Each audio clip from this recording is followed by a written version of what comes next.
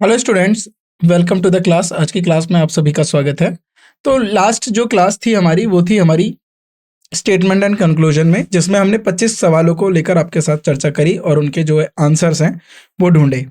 आगे जो भी हम आज की क्लास में जो हम आगे के सवाल करेंगे वो भी हमारे टाइप 1 यानी सामान्य स्टेटमेंट, जो सामान्य कथन और निष्कर्ष हैं उनके ऊपर होगी, और आगे हम उनके भी सवालों के जवाबों को ढूंढने की कोशिश करेंगे। तो आपको देखा है कि एक सामान्य तौर पे आपको एक कथन दे दिया जाता है, उस कथन के आधार पर जो दो या एक निष्कर्ष आपसे पूछा जाता है, आपको बताना होता है वो निष्कर्ष उस कथन के आधार पर सही है या गलत है। अगर दोनों गलत हैं तो आपको दोनों गलत कहने होंगे, दोनों में से जो भी सही है आपको वो बताना होगा, अगर दोनों सही हैं तो दोनों सही हैं। इस प्रकार हम अपने निष्कर्षों को कथन के आधार पर रखकर देखते हैं कि किस तरीके से जो हमारे निष्कर्ष निकले हैं उस कथन को देखकर क्या वह उस कथन के साथ कोई संबंध बना पा रहे हैं, और जिस संबंध अगर वो बना पा रहे हैं तो क्या उस संबंध के आधार पर क्या वह निष्कर्ष पूरी तरीके से कथन को बता पा रहे हैं। तो इन सब को लेकर हमने चर्चा करी और कुछ सवाल किए।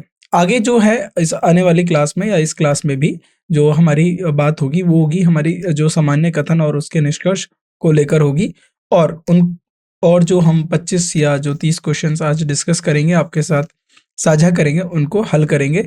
और इसी तरीके के जो सवाल हैं हमारी परीक्षा में पूछे गए, आपको देखिए दिख ही रहा है कि कब कौन सा सवाल आरआरबी की कौन सी परीक्षा में पूछा गया, कौन सी शिफ्ट में पूछा गया। तो आपको तैयार रहना है, इस तरीके के सवाल आपको देखने को मिल सकते हैं। अगर ऐसे सवाल आपको देखने के लिए मिलेंगे, किस तरीके से उनका जवाब देना है, कैसे तर्क संगत हमें अपनी बातों को यानी लॉजिकली हमें अपनी बातों को रखना है, उन सब को लेकर भी आज जो है हम चर्चा करेंगे आपके साथ।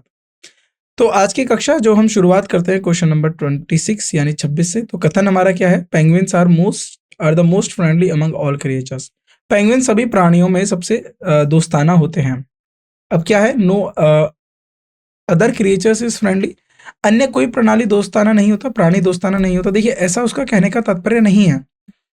उसने कहा है कि मान लीजिए जैसे डॉग है, डॉग डॉग और कैट हो गए, ये भी फ्रेंडली होते हैं, डॉल्फिन फ्रेंडली होती है, लेकिन इन सबसे ज़्यादा अगर कोई दोस्ताना दिखाता है वो होता है हमारा पेंगुइन। तो पेंगुइन ज़्यादा दोस्ताना दिखाता है। ऐसा कहीं कहा नहीं गया कि कोई भी जो इनके अलावा कोई दूसरा प्राणी है उसमें दोस्ताना नहीं होता। तो पहला वाला जो निष्कर्ष है वो गलत है। Penguin is much likely bye humans. तो कहा गया है कि जो पेंगुइन है उसको मनुष्य के द्वारा सबसे ज़्यादा पसंद किया गया है।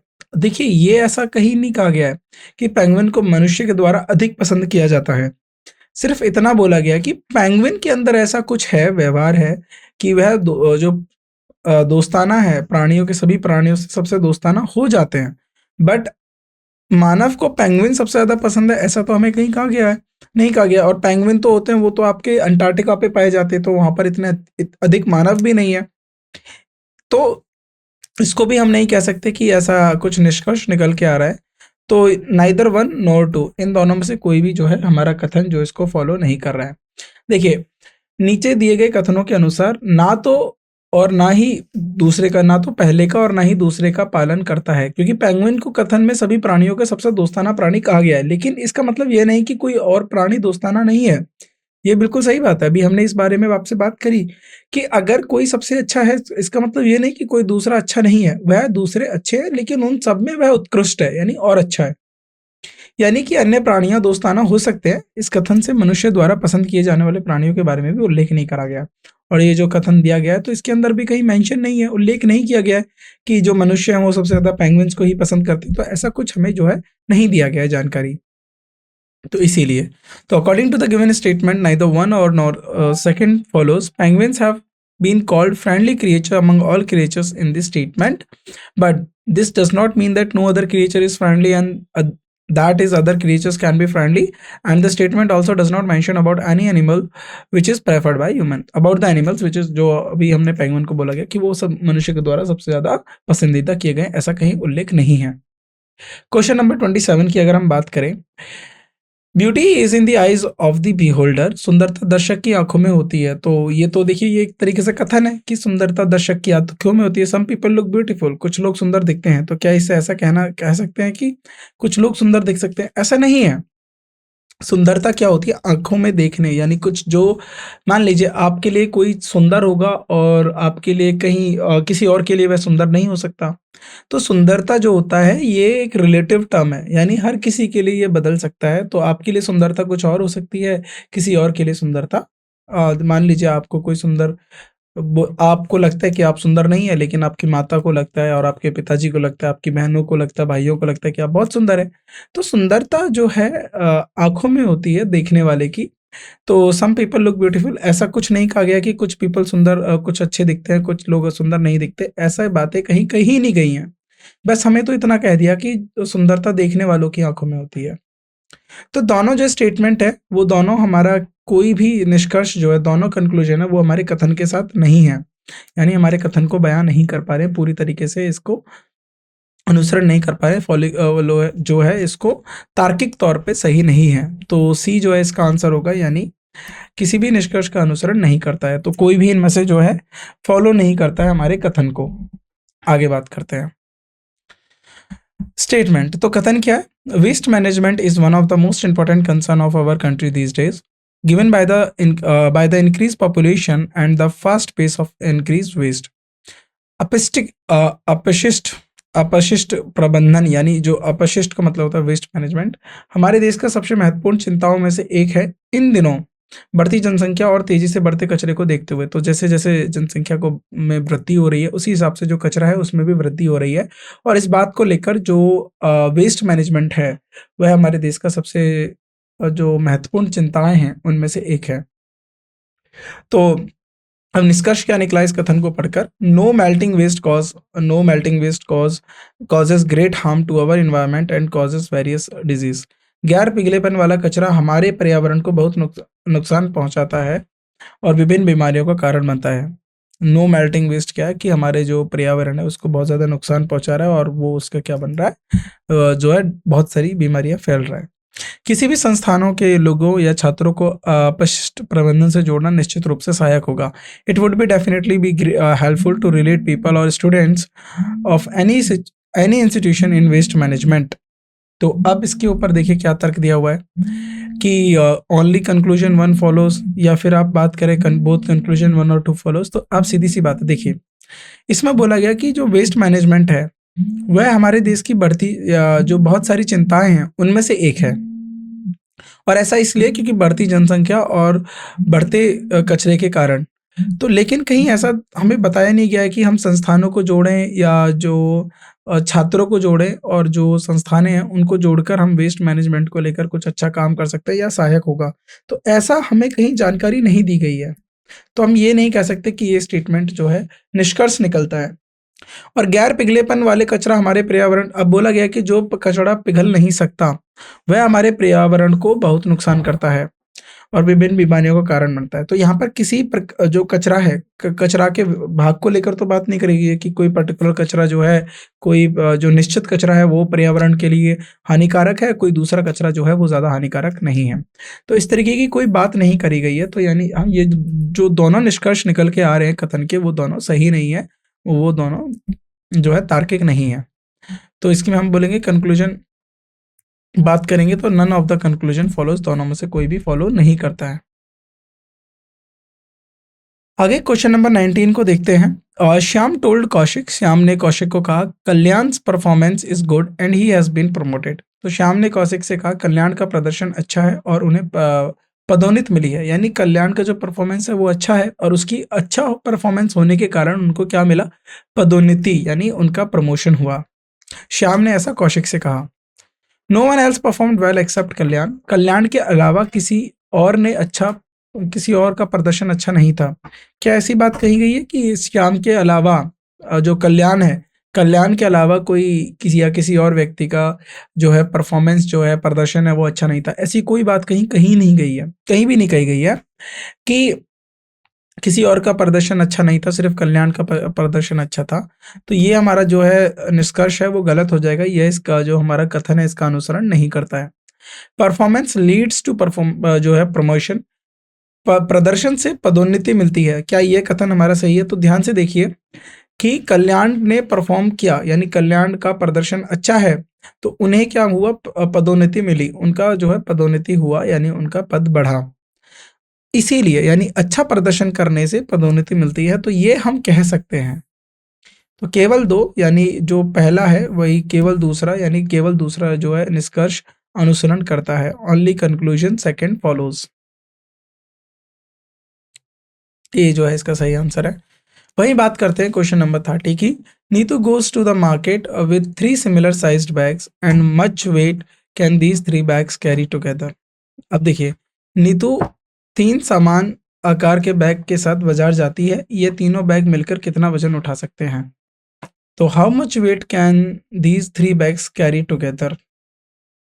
अब स्टेटमेंट क्या हो गया, half of each bag is 1 kg। तो बोला गया कि जो प्रत्येक बैग है, half of the each bag, प्रत्येक बैग का आधा हिस्सा 1 किलो का है, तो पूरा हिस्सा क्या होगा, 2 किलो का।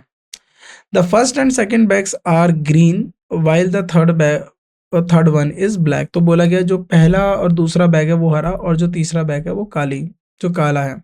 अब हमसे पूछा गया कि इसका जो है आंसर क्या होगा। तो अब जरा ध्यान से इसको गौर से सोचिए और बताइए, क्या ओनली स्टेटमेंट 1 इज सफिशिएंट। अब आपको बताना है कि वह 3 सिमिलर साइज के जो है बैग लेके गई, वो 3 समान आकार के बैग बाजार ले जाती है और तीनों बैग कितना वजन उठा सकते हैं, यह आपको बताना है। उसको उठाने के लिए, उस वजन को उठाने के लिए इनमें से कौन सा विवरण आपके लिए सही रहेगा। क्या बैग के रंग या जो कलर है उससे बैग के वजन उठाने या ना उठाने से कोई फर्क पड़ेगा, तो बिल्कुल नहीं पड़ेगा। तो ये जो बात है, दूसरा ये स्टेटमेंट गलत हो जाएगा, क्योंकि वजन जो है बैग के रंग से कोई उस पर निर्भरता नहीं होगी। लेकिन अगर हम ये बोले कि प्रत्येक बैग का आधा हिस्सा 1 किलो का है, तो पूरा हिस्सा 2 किलो का हुआ, टोटल कितना हुआ, 6 किलो हुआ। तो जो पहला स्टेटमेंट है वह पर्याप्त है यह बताने के लिए कि तीनों बैग कितना वजन मिलकर उठा सकते हैं। तो 6 किलो उठा सकते हैं, ये तो हमने अभी बता भी दिया आपको। तो ओनली वन, यानी केवल कथन एक पर्याप्त है यह बताने के लिए कि जो बैग है वो कितना वजन उठा सकता है। आगे बढ़ते हैं। अब आता है हमारा question number 31। Remote drums are pleasant. तो बोला गया, कथन दिया गया कि दूरस्थ ढोल जो हैं सुखद होते हैं, यानी जो जो ढोल बजते हैं वो सुखद होते हैं। कंक्लूजन, निष्कर्ष क्या है, मनुष्य, humans are never fully satisfied in life. मनुष्य कभी पूरी तरह से जीवन में संतुष्ट नहीं होते। Second, humans being tends to see their flaws more seriously and do not consider the possibility that they may have a superior bottom line. मनुष्य प्रजाति अपनी कमियों को अधिक गंभीरता से देखती है और वे संभावना को नहीं मानते कि उनके एक बेहतर निचली रेखा हो सकती है, यानी वह और अच्छा कर सकते हैं। तो अब आपको इसके ऊपर जो है आपको तर्क देना है कि क्या इसमें जो है कंक्लूजन निकलेगा। ज़रा पढ़ लीजिए इसको कंक्लूजन। दूसरा अब ऑप्शन क्या है देखिए, अब ज़रा ध्यान से देखिए। रिमोट ड्रम्स आर प्रेजेंट, तो इसका कहने का मतलब है दूर के जो ढोल हैं वो सुहाने ही लगते हैं। दूर के ढोल सुहाने लगते हैं ना, दूरस्थ ढोल जो है सुहाने लगते हैं। ये आपको कथन भी है, एक मुहावरा भी है। तो इसका मनुष्य प्रजाति अपनी कमियों को अधिक गंभीरता से देखते हैं, क्या ऐसा कुछ है? ऐसा कुछ कोई लेना देना नहीं है। तो स्टेटमेंट 2 जो है गलत हो जाएगी। दूर के ढोल सुहाने का मतलब क्या होता है कि सेटिस्फैक्शन। मनुष्य कभी पूरी तरह से अपने जीवन है उसमें संतुष्ट नहीं हो पाता। तो ये है, तो दूर से जो ढोल होता है वो हमेशा अच्छा लगता है, जब पास में आता है तो वो पता चलता है कि वो अच्छा नहीं है। तो ये रहता है सेटिस्फैक्शन। सेटिस्फैक्शन पूरी नहीं हो पाती, इसीलिए ऐसा जो है व्यवहार रहता है मनुष्य का। तो केवल 2, यानी जो पहला ही है वही इसका अनुसरण करता है। आगे बढ़ते हैं, क्वेश्चन नंबर 32। कथन क्या है, parents are ready to pay high fees for better education. माता पिता बेहतर शिक्षा के लिए उच्च शुल्क देने के लिए तैयार हैं। तो बेहतर शिक्षा के लिए उच्च शुल्क देने के लिए तैयार है, ये हमारा कथन है। Parents want to provide better education to their children. माता पिता अपने बच्चों को बेहतर शिक्षा देना चाहते हैं। क्या ऐसा है कि माता पिता अपने बच्चे हैं, जो उनके बच्चे हैं उनको अपनी बेहतर शिक्षा देना चाहते हैं, या बेहतर शिक्षा, better education can only be provided with the high fees. क्या बेहतर शिक्षा केवल उच्च शुल्क के साथ ही प्रदान की जा सकती है? तो अगर आप इसको ध्यान से देखें तो ये आपके पहले ऑप्शन है। अगर आप मार्क करना चाहो तो आप मार्क कर सकते हो। तो आप जो भी इसमें चुनाव करना चाहो आप चुनाव कर लीजिए। अब मैं इसके साथ आपको जो है इसका आंसर बताता हूँ। देखिए, माता-पिता तैयार हैं अपने जो बच्चे हैं उनको अच्छी शिक्षा देने के लिए, प्रदान करने के लिए, चाहे उन्हें ऊँचे शुल्क या ऊँचे दाम देने पड़े। अ, इसका मतलब ये है कि अगर कहीं ऊँची शिक्षा जो शिक्षा है, बेहतर शिक्षा अगर उच्च दामों पर भी मिलती है तो माता-पिता उसको अपने बच्चों को प्रदान करने के लिए तैयार हैं। तो पहला हम कह सकते हैं कि जो माता-पिता हैं वो अपने बच्चों को बेहतर शिक्षा देना चाहते हैं, तो ये तो हमारा ट्रू हो गया। लेकिन ऐसा कहना गलत होगा कि जो ऊँचा शुल्क है, यानी अगर आप अब ज़्यादा पैसा देंगे तभी आप अच्छी शिक्षा ले सकते हैं, ऐसा नहीं है। यहाँ पर माता-पिता को बताया गया है कि वह अपने बच्चों के लिए जो है ऊँचा पैसा, यानी ऊँचा जो उच्च शुल्क है, यानी जो ज़्यादा पैसा है उसको देने के लिए भी तैयार है, तो उनका डेडिकेशन दिखाया गया है यहाँ पर। यहाँ कहीं ऐसा नहीं बताया गया है कि अच्छी शिक्षा जो है ऊँचे शुल्क से ही मिलती है, तो ये जो दूसरा स्टेटमेंट है ये हमारा सही नहीं है। तो ओनली वन फॉलोज़, तो जो ऑप्शन डी है वही ठीक होगा। Parents are ready to pay high fees for good education, it means parents want to provide a good education to their children. तो इसीलिए बोला गया कि माता-पिता अपने बच्चों को अच्छी शिक्षा देना चाहते हैं। क्वेश्चन नंबर 33, अब कथन और स्टेटमेंट क्या है? Anita said to her friend, Anita ने अपने दोस्त से कहा, क्या कहा? मेरे कुत्ते को खाना पसंद है, माय डॉग लव्स फूड। अब इसका जो निष्कर्ष या कंक्लूजन निकला वो क्या निकला? अब बताइए, ज़रा पढ़ के बताइए इसका निष्कर्ष और कंक्लूजन आप क्या निकालेंगे? तो इसका निष्कर्ष निकला अनीता हैज़ अ डॉग। अब देखिए अनीता ने बोला जब मेरे डॉग को खाना पसंद है, तो इसका मतलब है कि अनीता के पास डॉग है, तभी तो वो कह पा रही है कि उसके डॉग को खाना पसंद है। अगर उसके डॉग को खाना पसंद है तो इसका मतलब ये है कि उसके पास कुत्ता है, बिल्कुल सही बात है। आप यहाँ से ये बात पता कर सकते हैं। हिज़ डॉग यानी loves nothing other than food, तो उसका यानी हिज़ नहीं होगा, पहली बात तो हर होगा, हर। इसको आप काटिए, इसकी जगह आप इसे क्या लिखेंगे? हर लिखेंगे। तो इसको आप करेक्ट करिए, इसकी जगह पे क्या आएगा आपका? जो है इसमें हर आएगा। तो यहाँ पर आप क्या कर देंगे? हर। हर डॉग लव्स क्या है? लव्स डॉग, हर dog loves nothing other than food. तो क्या ऐसा कहीं कहा गया है कि जो उसका डॉग है, उसको सिर्फ़ क्या पसंद है? फूड पसंद है और कुछ नहीं पसंद? उसको खाना पसंद है, तो इसका मतलब ये नहीं कि खाने के सिवा उसे कुछ नहीं पसंद है। तो ज़रा ऑप्शंस देख लीजिए अपने, ये आपके ऑप्शंस हैं। तो ये जो बेसिकली है, ये तो स्टेटमेंट गलत हो जाएगी, पहला ही होगा, क्योंकि यहाँ से ये पता चल जाता है कि हमारा जो है, यानी अनीता के पास एक डॉग है। आगे बढ़ते हैं। Next question, after watching a film Laila said I would suggest all my friend to watch this film. Film देखने के बाद लीला जो है, इट्स लीला, लीला ने कहा, मैं सभी मेरे दोस्तों को यह फ़िल्म दिखाने की सलाह दूँगी। तो मैं अपने सभी दोस्तों को यह फ़िल्म देखने की सलाह दूँगी, क्योंकि उसको शायद वो फ़िल्म जो है पसंद आई है। देखिए, लीला को फ़िल्म देखना अच्छा लगा, यानी लीला एन्जॉय वॉचिंग द फ़िल्म, क्या लीला को फ़िल्म देखना अच्छा लगा? वह अपने दोस्तों को भी यह फ़िल्म दिखाने के लिए कहती है। She even wants her friends to watch the film as well. तो उसने बोला कि वह सजेस्ट करेगी अपने दोस्तों को कि अगर आपको यह फ़िल्म देखनी है तो आप देख सकते हो। तो ज़ाहिर-सी बात है लीला को ये फ़िल्म अच्छी लगी। देखिए, जब आप सजेस्ट करते हो किसी को कि आप यह फ़िल्म देखो, यह मत देखो, वो किस आधार पर करते हो? जब आपको कुछ अच्छा लगता है तो आप चाहते हो कि ये चीज़ मुझे अच्छी लगी, तो आप भी इसको जो है अनुभव कर सकते हो, इसका जो है एक्सपीरियंस ले सकते हो। और वो अपने दोस्तों को दिखाना चाहती है वह फ़िल्म, बिल्कुल देखने के लिए कहना चाहती है, क्योंकि उसने बोला कि मैं अपने दोस्तों को यह फ़िल्म देखने के लिए सलाह दूँगी। तो बोथ वन, यानी दोनों स्टेटमेंट जो है वो ट्रू हैं। आगे बढ़ते हैं, तो बी ऑप्शन जो है सही है। Question number 35, Ranjan said to Lata, तो रंजन ने लता से कहा, Menaka has a beautiful house. तो मेनका का क्या है? एक ब्यूटीफुल यानी अच्छा घर है। रंजन ने लता से कहा, मेनका का एक सुंदर घर है। तो रंजन ने लता से कहा, मेनका का एक सुंदर घर है। तो Ranjan is a civil contractor. अब रंजन क्या एक सिविल कॉन्ट्रैक्टर है? अब देखिए, रंजन सेड टू लता, रंजन ने लता से कहा कि मेनका का घर सुंदर है। Ranjan is a civil contractor, तो रंजन एक सिविल ठेकेदार है। क्या ऐसा ज़रूरी है किसी के लिए कि सिविल कॉन्ट्रैक्टर हो तभी वो किसी के घर की तारीफ़ करे? मान लीजिए आपका कोई दोस्त है, या आपको अपने दोस्त का घर पसंद आ गया, या आपके दोस्त को आपका घर पसंद आ गया, तो ज़रूरी होना चाहिए कि वह एक सिविल कॉन्ट्रैक्टर हो तभी वो आपके घर की तारीफ़ करेगा, ऐसा नहीं है। लता हैज़ इंटरेस्ट इन हाउस।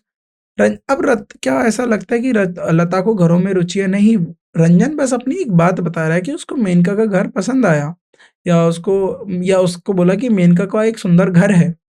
तो ये चीज़ जो बात हो रही है, ये रंजन ने अपनी एक बात रखी है। बट उससे ये नहीं पता चलता कि लता को घरों में दिलचस्पी है या फिर रंजन एक सिविल ठेकेदार है। तो ये दोनों कंक्लूजन जो है गलत है। तो ये होगा सी आंसर होगा, neither conclusion one nor second follows. ना तो निष्कर्ष एक और ना ही दूसरा कथन से तार्किक रूप का अनुसरण करता है।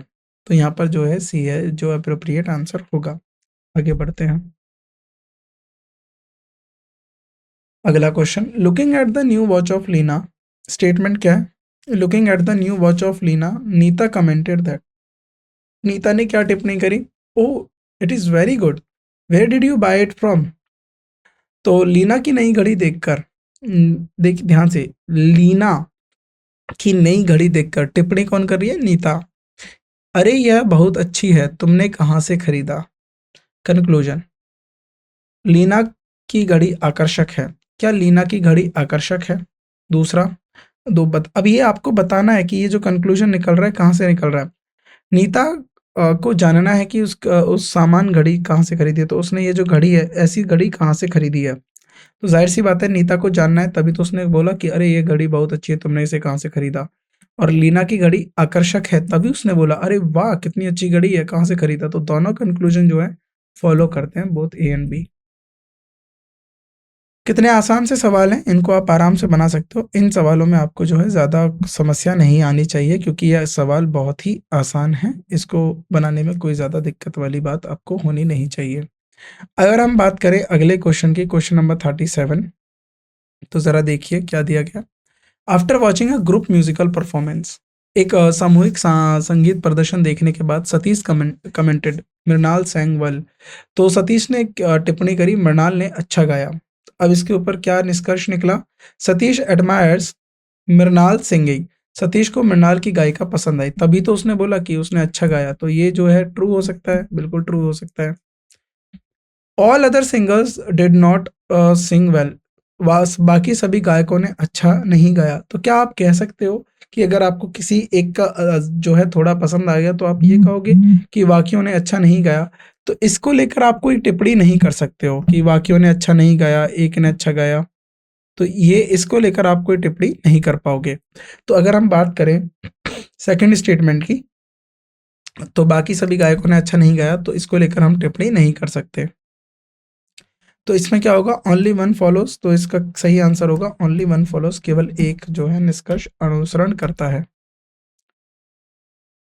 अब आता है अगला question number 38, it is good to buy a 5 star rated air conditioner. अब बोला गया 5 सितारा रेटेड एयर कंडीशनर खरीदना अच्छा है। क्यों अच्छा है? Yes it is helps to save power, क्योंकि यह बिजली बचाने में मदद करता है। नहीं, इट इज कॉस्टली। अब देखिए, अब आप मुझे बताइए कहाँ से आप ये स्टेटमेंट जो है सही कह सकते हैं या गलत कह सकते हैं। अब इन्होंने बोला कि कौन सा इनमें से तर्क जो आर्गुमेंट है, अब ये निष्कर्ष नहीं है, अब तर्क बताना है इस कथन को लेकर क्यों बोला गया कि 5 सितारा जो है एयर कंडीशनर खरीदना चाहिए। अगर आपको पता नहीं है तो मैं आपको बताता हूँ। जो हमारे इलेक्ट्रिकल अप्लायंसेस होते हैं उसके ऊपर क्या होता है कि जो हमारे इलेक्ट्रिकल अप्लायंसेस होते हैं उनके ऊपर स्टार मार्किंग होती है। स्टार मार्किंग से क्या होता है कि उससे पता चलता है कि बिजली की खपत कौन कितनी करता है। जिसके ऊपर 5 सितारा मार्किंग है उसका मतलब है कि वह बिजली की खपत कम करता है, तो यानी वह अच्छा साबित हो सकता है। इसका मतलब ये होता है।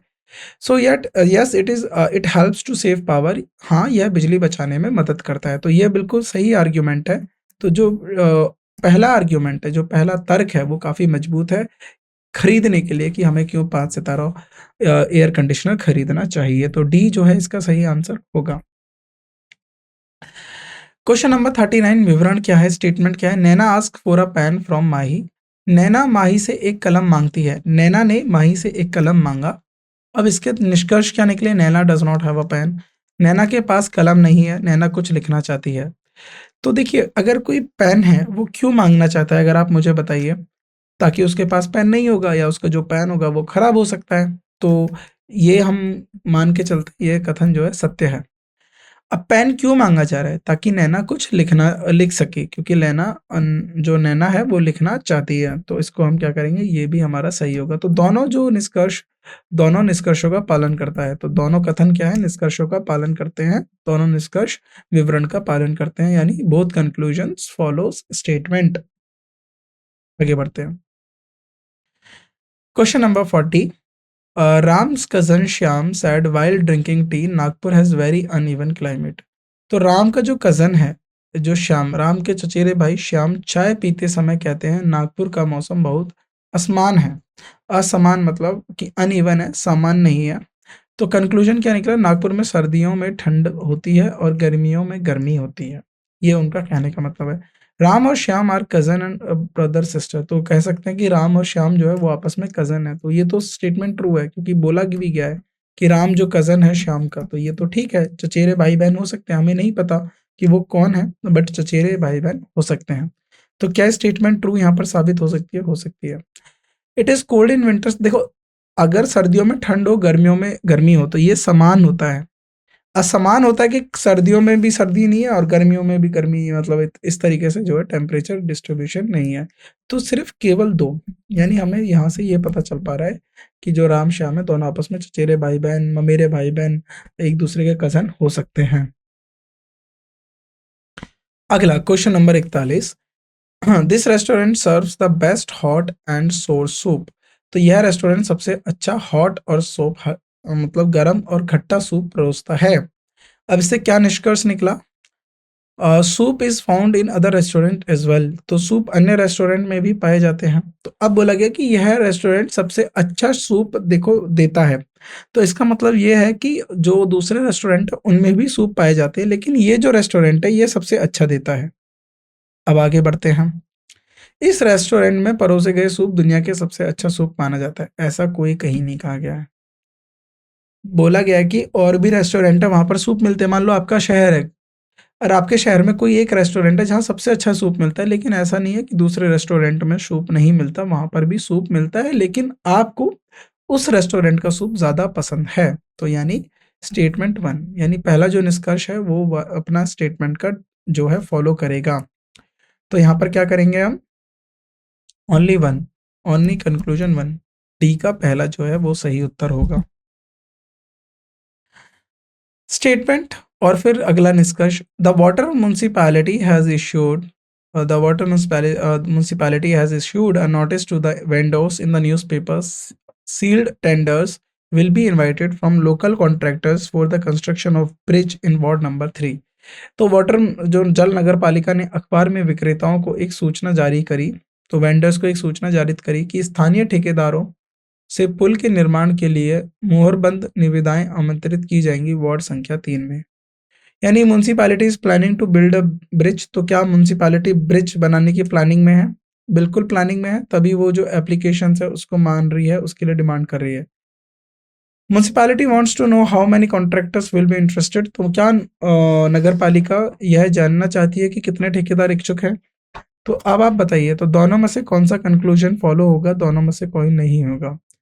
तो हमें ये नहीं पता चल रहा है कि म्यूनसिपैलिटी ये जानना चाहती है कि कितने ठेकेदार इच्छुक है, लेकिन हमें ये पता चल रहा है कि म्यूनसिपैलिटी जो है वो प्लानिंग में है। तो ज़रा ध्यान से देखिए, वो प्लानिंग में है किस तरीके की, कि उन्हें पुल बनाना है।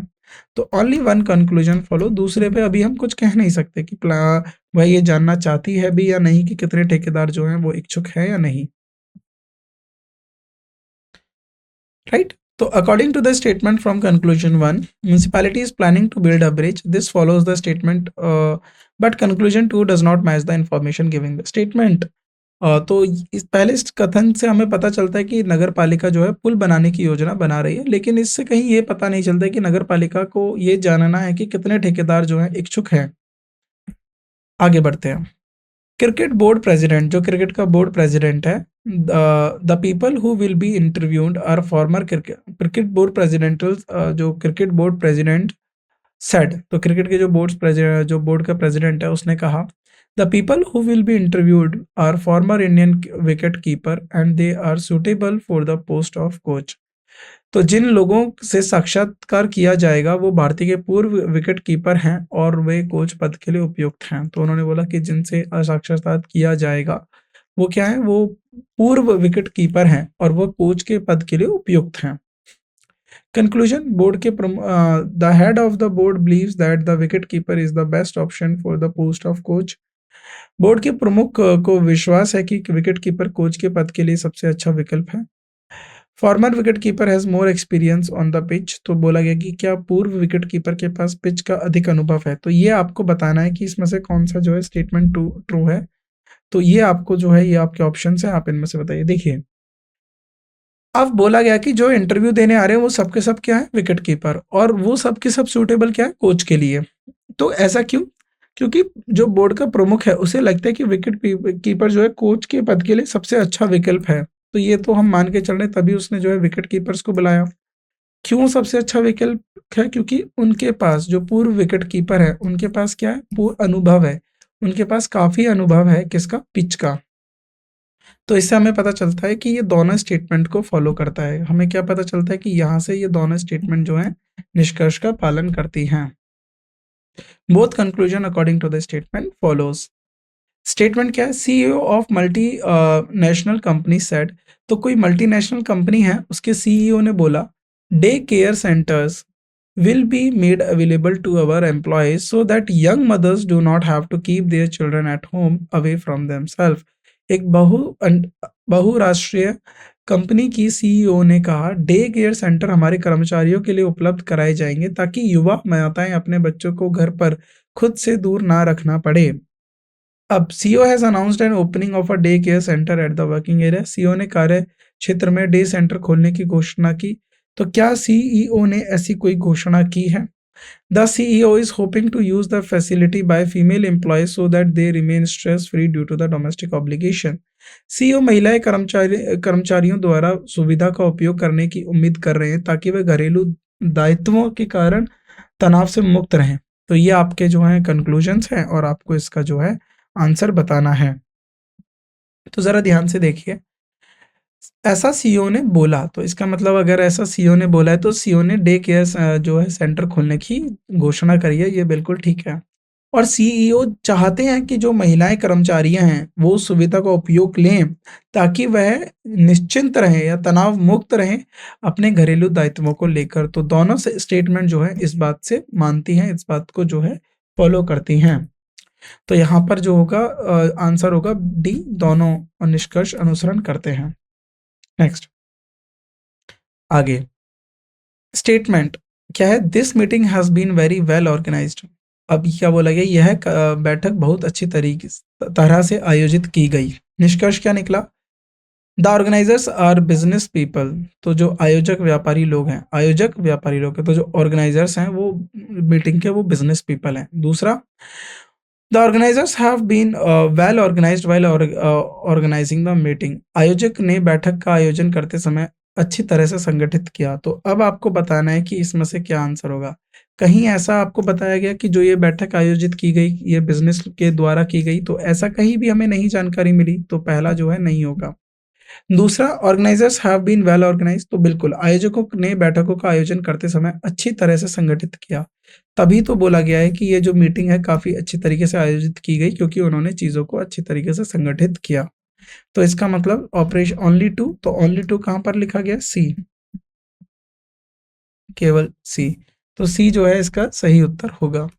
आगे बढ़ते हैं, question number 46। Sachin Tendulkar is one of the greatest cricketer, his straight drive is one of the most love shots to watch. Sachin Tendulkar cricket के महानतम खिलाड़ी में से एक है, उनका स्ट्रेट ड्राइव सबसे अधिक पसंद किए जाने वाले शॉट्स में से एक है। कंक्लूजन क्या निकला, Sachin Tendulkar pledge cricket very well. Sachin Tendulkar बहुत अच्छी तरीके से क्रिकेट खेलते हैं, बिल्कुल खेलते हैं, तभी उनको बोला गया सर्वश्रेष्ठ खिलाड़ियों में से एक। All players play straight drive, क्या सभी प्लेयर्स स्ट्रेट ड्राइव खेलते हैं? देखिए, सभी प्लेयर्स स्ट्रेट ड्राइव खेलते होंगे, लेकिन सचिन तेंदुलकर का स्ट्रेट ड्राइव है वो सबसे ज्यादा पसंद किया जाने वाला शॉट है। तो अब आपको बताना है। तो अब हमें कहीं से पता चल रहा है कि सारे प्लेयर्स जो है हमारा स्ट्रेट ड्राइव खेलते या नहीं खेलते, नहीं खेल रहे, या खेल रहे हैं, इस बारे में हमें कोई जानकारी नहीं मिली है, बट हमें ये पता चल रहा है कि सचिन तेंदुलकर काफ़ी अच्छा क्रिकेट खेलते हैं। तो डी जो है इसका सही आंसर होगा, ओनली 1। आ गया हमारा question number 47। Speaking at the environment conference, the keynote speaker appreciated the contribution made by the youth for the enforcement of new ideas about eco-friendly waste management techniques.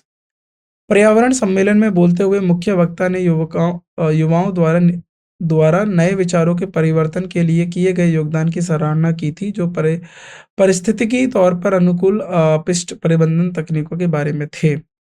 अब conclusion क्या निकला? The keynote speaker was highlighting the achievements of the youth to save the environment. तो अगर उन्होंने environment जो youth है उसको appreciate किया गया, तो इसका मतलब है कि जो यूथ है वो भी पर्यावरण बचाने में योगदान दे रहा है। और दूसरा स्टेटमेंट क्या है? ये दूसरा स्टेटमेंट है, all the conclusions of this conference will be implemented. तो सभी कंक्लूजन इस कॉन्फ्रेंस के इम्प्लीमेंट किए गए, ऐसा कहीं जानकारी मिल रही है? आप बताइए, जरा सोच के बताइए। 47 मुख्य वक्ता युवाओं की उपलब्धियों को हाईलाइट कर रहे थे जो पर्यावरण बचाने के लिए की गई थी। इस सम्मेलन के सभी निष्कर्ष को लागू किया गया, तो सारे कंक्लूजन से क्या उन सबको लागू किया गया, ऐसा कहीं आपको जानकारी मिली? नहीं। तो केवल बी, यानी पहला जो था कि जो मुख्य जो वक्ता थे वो हमारे युवाओं की जो हिस्सेदारी है पर्यावरण को बचाने में उसको लेकर बात कर रहे थे, उसको सराहना दे रहे थे। अगला बात करते हैं स्टेटमेंट के लिए। Example shows it is better to be a lion for a one day then be a sheep for the life time. तो उदाहरण के जो इसमें क्या है, उदाहरण दिखता है, जीवन काल के लिए एक भेड़ बनने की बजाय दिन के लिए एक शेर बनो। तो बोला जाता है भेड़ बन के मत जियो, चाहे जिंदगी में एक बार शेर बनना पड़े, पर शेर बन के रहो, भेड़ बन के नहीं रहो। Lion is the majestic while the ship is follow it's heard. तो शेर शानदार होता है जबकि भेड़ अपने झुंड का पालन करती है। दूसरा statement, we should not be believe in anyone immediately like a sheep. हमें भेड़ों की तरह किसी भी पे विश्वास नहीं करना चाहिए। तो अब आप मुझे बताइए इसमें से क्या कंक्लूजन जो है निकल के आ रहा है, जल्दी से बताइए क्या कंक्लूजन निकल के आ रहा है। तो लॉयन एक मजेस्टिक है, यानी लॉयन क्या होता है? शानदार होता है। तो इसका कहने का मतलब है कि भेड़ मत बनिए, यानी किसी के पीछे जो है लाइन मत लगा के रहिए, किसी के ऊपर भरोसा मत करिए, अपना जो है खुद से अपना जो स्टेटमेंट है वो लीजिए। तो only conclusion two, we should not believe in anyone immediately like a sheep. जैसे भेड़ किसी पे यकीन कर लेती है ना, और जैसे भेड़ और भेड़िया की कहानी सुनी होगी उसने, तो जैसे भेड़ यकीन कर लेती है भेड़िया पे और भेड़िया उसे खा जाता है, ऐसे नहीं होना चाहिए, है ना। तो D is the right answer. Question number 49, the world is neither fair nor unfair, it just a state of mind of the people. दुनिया में ना तो निष्पक्ष है और ना ही पक्षपाती है, यह सिर्फ लोगों की मन स्थिति है, यानी इसको कह सकते हैं मनोस्थिति है।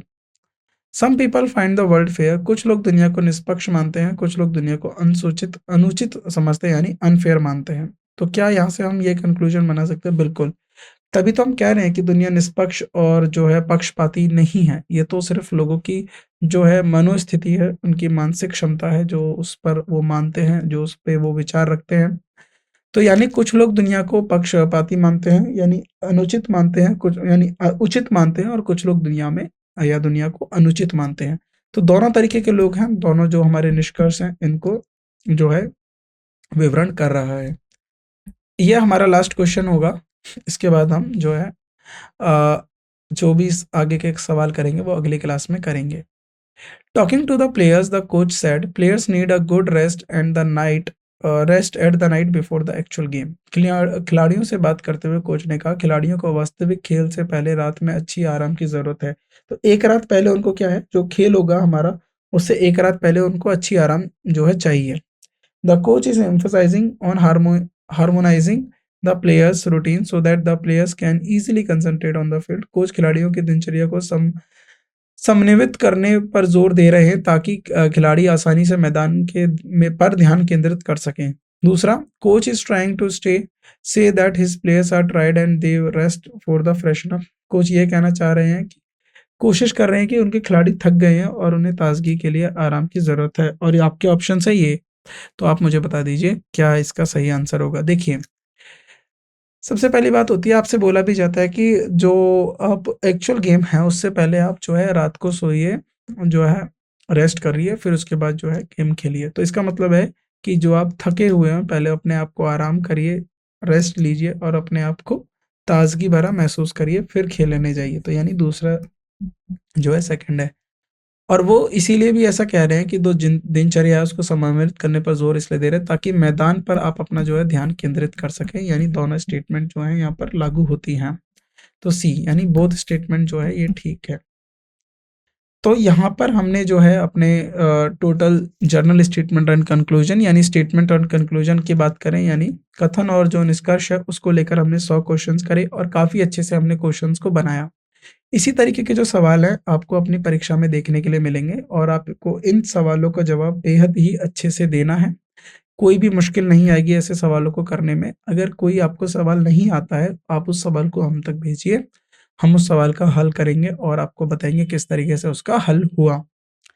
तो आज की क्लास में बस इतना ही, बाकी जो आपसे मुलाकात होगी वो अगली क्लास में होगी, कुछ अन्य और सवालों के साथ होगी। तब तक के लिए आप इसका निरंतर अभ्यास करते रहिए। जितना ज़्यादा अभ्यास करेंगे ऐसे सवालों का, तो रीज़निंग से यही होता है आपका जो मानसिक स्तर है, उसमें वृद्धि होती है और आप और भी जो दूसरे तरीके के क्वेश्चंस हैं, उनको करने में सक्षम हो जाते हैं।